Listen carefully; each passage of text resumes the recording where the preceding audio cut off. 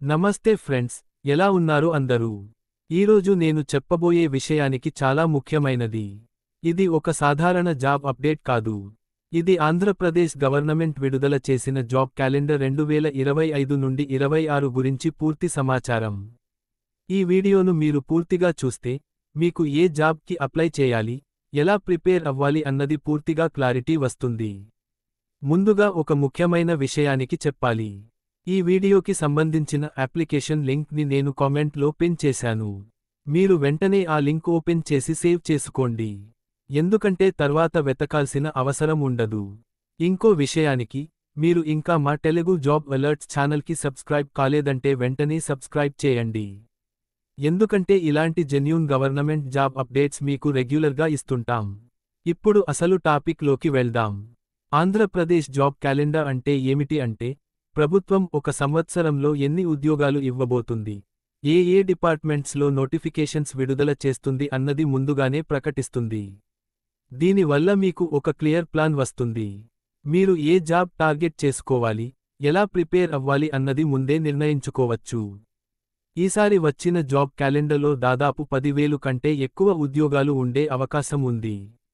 ఇందులో group jobs, police jobs, teacher jobs, engineering jobs, forest jobs మరియు ఇంకా చాలా డిపార్ట్మెంట్స్ ఉన్నాయి. మొదటగా గ్రూప్ జాబ్స్ గురించి మాట్లాడుకుందాం. గ్రూప్ 1 జాబ్స్ అనేవి గవర్నమెంట్లో టాప్ లెవెల్ పోస్టులు. డెప్యూటీ కలెక్టర్, డీఎస్పీ వంటి పోస్టులు ఇందులో ఉంటాయి. ఈ పోస్టులకు చాలా మంచి సాలరీ ఉంటుంది. సాధారణంగా 60,000 నుండి 1,00,000 లేదా అంతకంటే ఎక్కువ ఉంటుంది. ఈ పోస్టులకు డిగ్రీ తప్పనిసరి. సెలెక్షన్ ప్రాసెస్ చాలా కఠినంగా ఉంటుంది. ప్రిలిమినరీ ఎగ్జామ్, మెయిన్స్ ఎగ్జామ్ మరియు ఇంటర్వ్యూ ఉంటాయి. కాబట్టి ఈ జాబ్ కోసం మీరు సీరియస్గా ప్రిపేర్ అవ్వాలి. ఇప్పుడు గ్రూప్ 2 జాబ్స్ గురించి చెప్పాలంటే, ఇవి కూడా మంచి పోస్టులు. ఎగ్జిక్యూటివ్ మరియు నాన్ ఎగ్జిక్యూటివ్ పోస్టులు ఇందులో ఉంటాయి. సాలరీ సుమారు 40,000 నుండి 70,000 వరకు ఉంటుంది. క్వాలిఫికేషన్గా డిగ్రీ అవసరం. ఈ పోస్టులకు కాంపిటీషన్ కూడా బాగా ఉంటుంది. గ్రూప్ 3 మరియు గ్రూప్ 4 జాబ్స్ గురించి మాట్లాడితే, ఇవి entry level government jobs. Junior assistant, clerk వంటి పోస్టులు ఇందులో ఉంటాయి. సాలరీ సుమారు 25,000 నుండి 40,000 వరకు ఉంటుంది. ఇంటర్మీడియట్ లేదా డిగ్రీ ఉన్నవాళ్లు ఈ పోస్టులకు అప్లై చేయవచ్చు. ఇది గవర్నమెంట్లోకి ఎంటర్ అవ్వడానికి మంచి అవకాశం. ఇప్పుడు పోలీస్ జాబ్స్ గురించి మాట్లాడుకుందాం.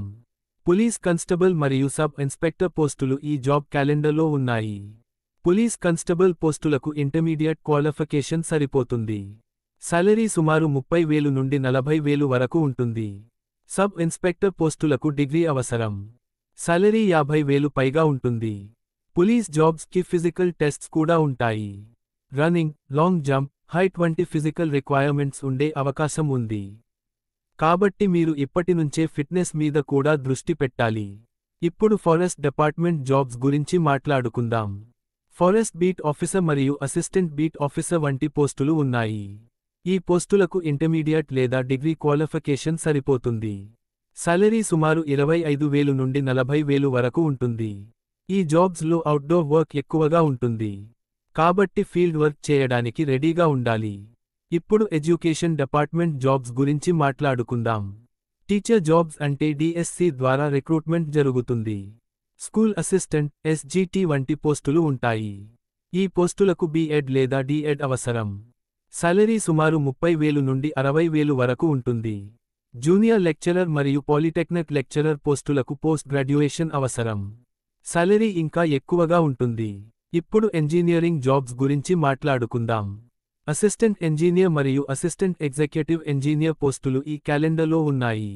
ఈ పోస్టులకు బీటెక్ లేదా ఇంజనీరింగ్ డిగ్రీ అవసరం. సాలరీ సుమారు 40,000 నుండి 80,000 వరకు ఉంటుంది. టెక్నికల్ నాలెడ్జ్ చాలా ముఖ్యంగా ఉంటుంది. ఇంకా ఇతర డిపార్ట్మెంట్స్లో కూడా చాలా ఉద్యోగాలు ఉన్నాయి. Junior assistant, warden, agriculture officer, horticulture officer వంటి పోస్టులు ఉన్నాయి. ఈ పోస్టులకు మోస్ట్లీ డిగ్రీ క్వాలిఫికేషన్ అవసరం ఉంటుంది. సాలరీ కూడా మంచి స్థాయిలో ఉంటుంది. ఇప్పుడు చాలా ముఖ్యమైన భాగం, ఎలా అప్లై చేయాలి అన్నది. మొదట మీరు కామెంట్లో పిన్ చేసిన అఫీషియల్ లింక్ని ఓపెన్ చేయాలి. ఆ తర్వాత మీరు నోటిఫికేషన్ డౌన్లోడ్ చేసుకుని పూర్తిగా చదవాలి. మీకు ఎలిజిబుల్ అయిన పోస్టు సెలెక్ట్ చేసుకోవాలి. తర్వాత ఆన్లైన్ అప్లికేషన్ ఫామ్ ఫిల్ చేయాలి. మీ సర్టిఫికెట్స్ అప్లోడ్ చేయాలి. అప్లికేషన్ ఫీ పే చేయాలి.